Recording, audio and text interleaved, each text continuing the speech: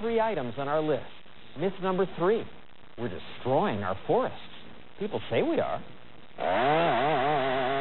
Lots of people don't like to see this. We're murdering that poor tree. Many of you see this and feel bad because you've been told that at the rate we're felling these trees, we'll soon run out of forest land. The group Save America's Forests says we've cut way too much. The loss of natural forests in America is a crisis, and we will lose species forever. They'll go extinct if we don't take action now. It's an outrage. Other environmental groups run ads warning of the dire consequences. Because once these forests are gone, they're gone forever. No wonder the activists are waving chainsaws outside the White House to protest. And this woman was so upset she lived in a tree for 2 years. If they take any more, it's going to destroy what's left. What is left? The U.S. Agriculture Department says today America has 749 million acres of forest land. In 1920, we had 735 million acres of forest. Wait a second. Did you catch that? We have more forest now. How can we have more? Well, for one reason, technology now allows us to grow 5 times more food per acre.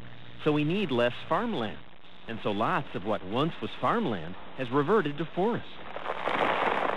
Still, even with more forest, people have an emotional reaction when they see scenes like this. People don't like to see clear cuts.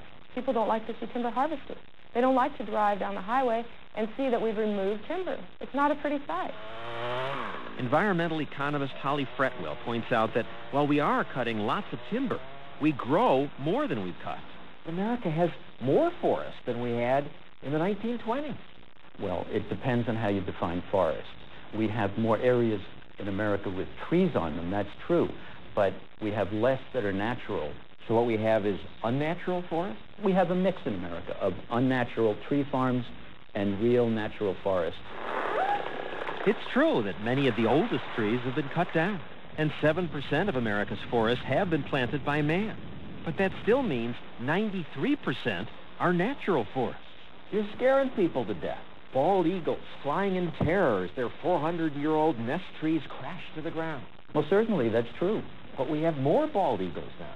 Well, recently we do, and that's excellent. But there are lots of endangered species that are still plummeting. He says we're facing a catastrophic loss of biodiversity.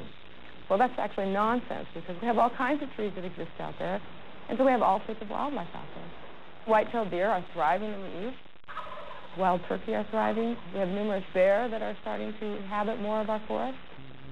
Some species have decreased, but the populations of all these animals and others have increased in the past 75 years.